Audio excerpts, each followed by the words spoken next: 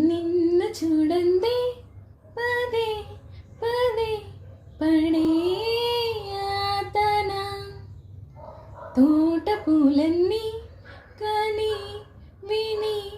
పడేను వేదన నువ్వు రాకుంటే మహాశయ మదే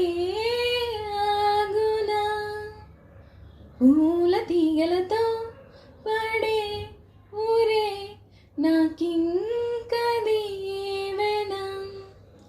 చూసి కన్నులారాటం రాసి చేతికి మోమాటం తలచి వలచి పిలచి అలసి నీరాక కోసం వేచి ఉన్న ఈ మనసుని అలుసుగా చూడకని అంటూ మా పెరటి జాం చెట్టు పళ్ళన్ని కుశలం అడిగే మా